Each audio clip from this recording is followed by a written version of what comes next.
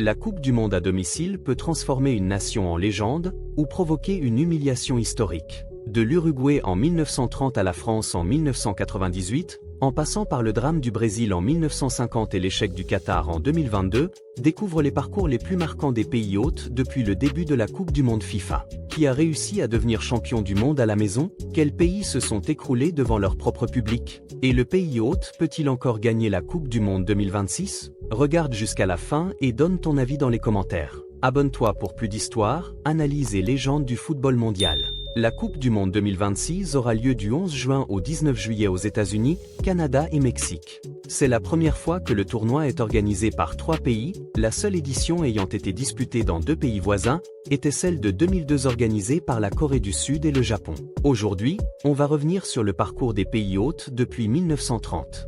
Les triomphes mythiques, les finales perdues dans la douleur, les humiliations inattendues, et les nations qui ont marqué l'histoire du football mondial devant leur peuple. Depuis la toute première Coupe du Monde en Uruguay en 1930, accueillir le tournoi est considéré comme un privilège immense. Mais ce privilège vient avec un poids énorme, parce qu'un pays organisateur ne joue jamais un mondial comme les autres. Le premier exemple parfait, c'est l'Uruguay. En 1930, le football mondial découvre sa première Coupe du Monde. Et l'Uruguay veut frapper fort. À l'époque, le pays domine déjà le football olympique. Mais jouer à domicile donne une autre énergie. Le peuple uruguayen vit chaque match comme une question d'honneur national. Les stades sont remplis, l'ambiance est électrique, et cette équipe devient pratiquement impossible à arrêter. En finale, l'Uruguay affronte l'Argentine dans une atmosphère complètement folle. Le match est tendu, physique, intense. Mais poussé par tout un peuple, l'Uruguay s'impose 4-2 et devient le premier champion du monde de l'histoire. Et dès cette première édition, le monde comprend une chose. Jouer à domicile peut transformer une équipe. 4 ans plus tard, en 1934, l'Italie organise la Coupe du Monde. Et là encore, le pays hôte va aller jusqu'au bout. L'Italie entre dans son tournoi avec une pression immense. Le régime fasciste de Mussolini veut absolument utiliser cette compétition comme vitrine mondiale. Résultat, chaque victoire devient presque une obligation nationale. Mais sportivement, cette équipe italienne est solide. Très solide. Portée par une défense rugueuse, une énorme discipline tactique et une ambiance incroyable dans les stades, l'Italie avance jusqu'en finale contre la Tchécoslovaquie. Le match est difficile. L'Italie est menée, mais devant son public, la squadra trouve les ressources pour revenir puis gagner en prolongation. 2 Coupes du Monde, 2 pays hôtes sacrés champions. À ce moment-là, beaucoup commencent à croire qu'organiser le tournoi donne presque un avantage décisif. Mais la réalité va devenir beaucoup plus compliquée, parce que parfois, jouer chez soi peut aussi devenir un cauchemar. Et aucun exemple n'est plus douloureux que le Brésil en 1950. Cette Coupe du Monde devait être la fête absolue du football brésilien. Le pays construit le mythique Maracanã. Des centaines de milliers de supporters rêvent déjà du titre. Pour tout le monde, le Brésil est champion avant même de jouer la finale. Mais le football ne pardonne jamais l'excès de confiance. Le dernier match face à l'Uruguay devient un traumatisme national. Le Brésil n'a besoin que d'un nul pour être sacré. Le stade est rempli à un niveau presque irréel. La pression est gigantesque. Et pourtant, l'Uruguay choque le monde entier. Victoire 2-1. Silence total dans le Maracanã. Ce match entre dans l'histoire sous un nom devenu légendaire, le Maracanazo. Encore aujourd'hui, cette défaite reste l'une des plus grandes douleurs de l'histoire du football brésilien. Et elle prouve une chose, jouer à domicile peut aussi détruire mentalement une nation entière. Quelques années plus tard, la Suède vit une histoire différente mais tout aussi marquante. En 1958, la Suède organise la Coupe du Monde et réalise un parcours exceptionnel. Portés par leur public, les Suédois atteignent la finale. Le pays rêve d'un exploit historique. Mais en face, il y a un jeune prodige de 17 ans qui va changer l'histoire du football, Pelé. Le Brésil devient injouable. Pelé danse sur le terrain. Garrincha terrorise les défenses. Et la Suède finit par s'incliner 5-2 en finale. La Suède perd, mais son parcours reste immense. Parce qu'atteindre une finale de Coupe du Monde à domicile reste un exploit rarissime. Puis arrive 1966. Et cette année-là, l'Angleterre entre définitivement dans l'histoire. Le football revient à la maison, comme disent les Anglais. Toute la nation croit au destin. Wembley devient le centre du monde. Et match après match, l'Angleterre monte en puissance. Bobby Charlton brille. Geoff Hurst devient décisif. Et l'équipe anglaise atteint la finale contre l'Allemagne de l'Ouest. Cette finale reste l'une des plus célèbres de tous les temps. Prolongation. Intensité folle. Et puis ce but légendaire de Geoff Hurst, celui qui frappe la barre avant de rebondir près de la ligne. L'Angleterre gagne finalement 4-2 et décroche la seule Coupe du Monde de son histoire. À domicile. Devant Wembley en feu. Et depuis ce jour, 1966 reste une obsession permanente pour le football anglais. Si tu aimes ce genre d'histoires incroyables sur la Coupe du Monde et les grandes nations du football, abonne-toi maintenant à la chaîne. Parce qu'on va continuer à revivre les moments les plus légendaires du football mondial. En 1974, c'est au tour de l'Allemagne de l'Ouest d'organiser le tournoi.